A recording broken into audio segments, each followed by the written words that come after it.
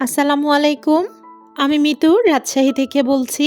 Bangladeshi blogger Mitu চ্যানেলের আরও একটি নতুন ব্লগ দেখার জন্য আপনাদের সবাইকে ওয়েলকাম করছি। যে যেখান থেকে আমার আজকের ভিডিওটি দেখছেন আশা করি আল্লাহর রহমতে সবাই ভালো আছেন, সুস্থ আছেন। আলহামদুলিল্লাহ, আল্লাহর অশেষ রহমতে আমিও আমার পরিবার নিয়ে ভালো আছি। আজকের ব্লগটা কিন্তু সকাল থেকেই শুরু করেছি। ঘুম থেকে উঠেই ফ্রেশ হয়ে তারপরে আমি আমার গেস্ট রুমের বারান্দায় চলে এসেছি। গত ২ দিন আগে আয়নের বাবা আমাকে যে ২টা ফুলের গাছ এনে দিয়েছিল, ওই গাছগুলো কিন্তু লাগানো হয়নি। তাই গতকাল রাত থেকেই ভেবে রেখেছি সবার আগে আমি ঘুম থেকে উঠে এই গাছগুলো আগে লাগাবো। আর যেরকমটা চিন্তা করেছিলাম ওরকমটাই কিন্তু সকালবেলা করেছি। আয়নের বাবা ঘুমিয়ে আছে এখনো। আর আমি এদিকে ঘুম থেকে উঠে চলে এসেছি গাছগুলো লাগাতে। ফুল গাছ আমার খুব বেশি পছন্দের। এটা কিন্তু আয়নের বাবা জানে, তাই মাঝে মাঝে কিন্তু ২-১টা ফুল গাছ এনে আমাকে সারপ্রাইজ দেয়। এগুলো কিন্তু ছোট্ট জিনিস, তবে খুশিটা অনেক অনেক বেশি।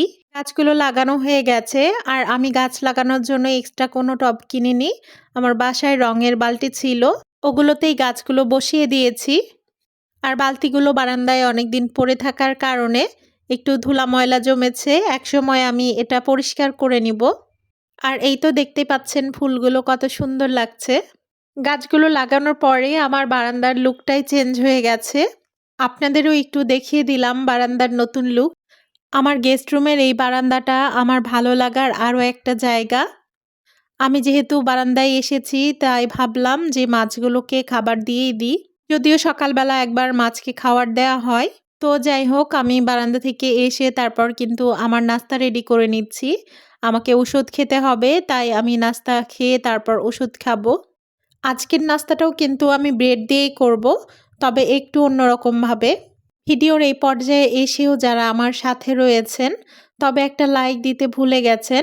আপনাদের কাছে আমার অনুরোধ, প্লিজ একটা লাইক দিয়ে আমার ভিডিওটি সম্পূর্ণ কন্টিনিউ করবেন। আশা করি আমার আজকের ভিডিওটিও বরাবরের মতোই ভালো লাগবে। আর ভিডিওটি যদি ভালো লেগে থাকে তাহলে অবশ্যই আমার চ্যানেলটিকে সাবস্ক্রাইব করে রাখবেন আর পাশে থাকা বেল আইকনে প্রেস করে রাখবেন, যেন আমি নতুন ভিডিও দেওয়ার সাথে সাথেই আপনাদের কাছে নোটিফিকেশন পৌঁছে যায় আর আপনারা আপনাদের সময় সুযোগ মতো দেখে নিতে পারেন। এখানে আমি কাজু বাদাম আর কিশমিশ কুচি করে নিচ্ছি। তারপর কিন্তু দুধের মধ্যে চিনি দিয়ে ভালোভাবে গুলিয়ে নিয়েছি। এরপর কিন্তু সেই দুধটা পাউরুটির উপরে ঢেলে নিব। তবে দুধটা দেওয়ার আগে আমি পাউরুটিগুলো একটু ছোট ছোট টুকরো করে নিব, এতে করে কিন্তু খেতে ভালো লাগবে। পাউরুটি দুধ দিয়ে ভিজানোর পরে তারপর আমি উপর দিয়ে কাজু আর কিশমিশ কুচি দিয়ে দিব।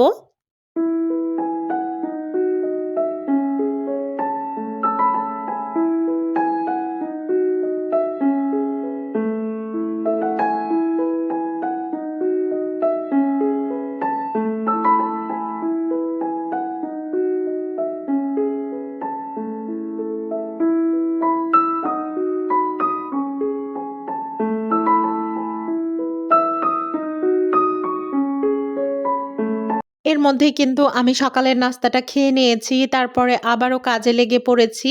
আর অফ ক্যামেরাতেই আমি আলু আর বাঁধাকপি কেটে নিয়েছি। আজকে আলু আর বাঁধাকপি ভাজি করব। আর গতকাল রাতে আজকের জন্যও কিন্তু আমি টমেটো, বেগুন, আলু দিয়ে মাছ ঝোল করেছিলাম, ওটাই থেকে গেছে ফ্রিজে। ওই তরকারিটাই গরম করে নিব, তাহলেই হয়ে যাবে। আজকে একটু মার্কেটে যাওয়ার প্ল্যান আছে, সেজন্য কিন্তু আমি গতকাল রাতেই আজকের জন্য একসাথেই তরকারি রান্না করে নিয়েছিলাম।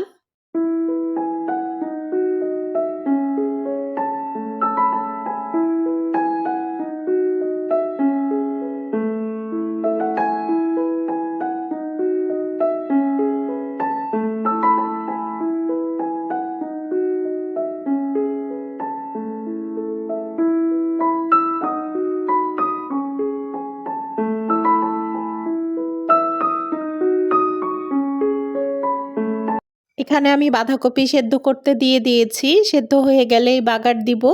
আর আমি কিন্তু আজকে থেকেই রোজার টুকটাক প্রস্তুতি নেয়ার চেষ্টা করছি। আর সেই প্রস্তুতির অংশ হিসেবেই আমি কিন্তু রসুন শুকিয়ে নিব। তার জন্য কিন্তু আগে রসুনটা কুচি করে নিতে হবে, এরপরে কিন্তু আমি ২-৩ দিনে রোদে শুকিয়ে নিব। তারপর রসুনটা ব্লেন্ডারে গুঁড়া করে নিব, এতে করে কিন্তু রোজার মধ্যে আর রসুন বাটাবাটির ঝামেলাটা আমার থাকবে না। আমার সব ইউটিউবার আপুরাই দেখছি রোজার প্রস্তুতি শুরু করে দিয়েছে। তো আমি যেহেতু অসুস্থ ছিলাম তাই আমি ভাবছিলাম যে সব আপুরাই তো প্রস্তুতি নিচ্ছে, শুধু আমি একাই বাদ পড়ে গেলাম, কোনো প্রস্তুতিই নিতে পারলাম না। আসলে রোজার দিনে অতিরিক্ত কাজের চাপ থাকলে কোনো রকম ইবাদত বন্দিগি করা হয় না। আর রোজার মাসটা কিন্তু চলে যাওয়ার পরে তখন খারাপ লাগে যে আমি কোনো রকম ইবাদত বন্দিগি করতে পারলাম না। এই তো রসুন কুচি করা হয়ে গেছে। এখন আমি এই রসুন কুচিগুলো আমার বেডরুমের বারান্দায় দিয়ে আসবো শুকাতে। আমার বেডরুমের বারান্দাটায় কিন্তু প্রচুর পরিমাণে রোদ আসে। ২-৩ দিনে খুব ভালোভাবে শুকিয়ে যাবে। আর অবশ্যই রসুনটা কিন্তু মুচমুচে করে শুকিয়ে নিতে হবে। নয়তো কিন্তু বেশিদিন ভালো থাকবে না, নষ্ট হয়ে যাবে।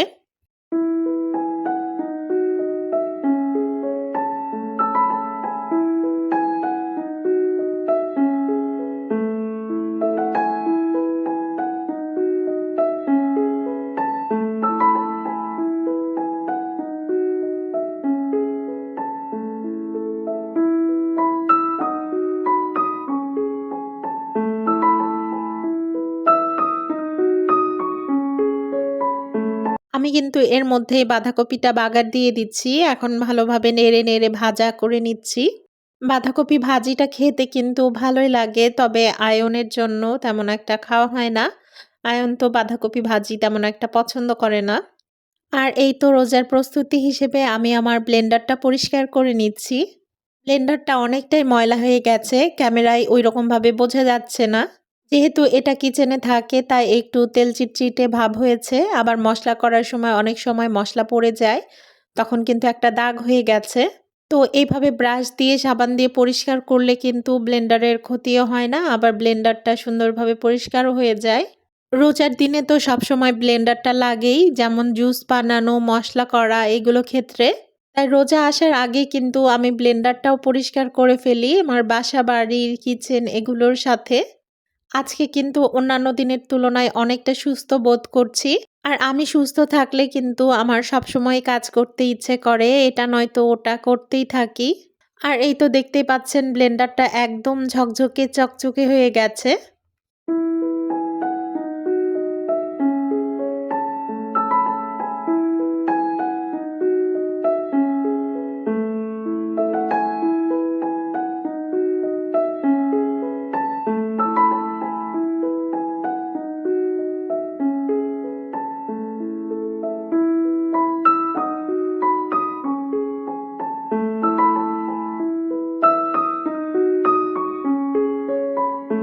আর বেশ কয়েকদিন হলো বিস্কিট আনা হয়েছিল, তবে বিস্কিটটা কিন্তু জারে ভরা হয়নি। তো ভাবলাম আমার হাতে যেহেতু সময় আছে, সেহেতু আমি বিস্কিটগুলো জারে ভরে ফেলি।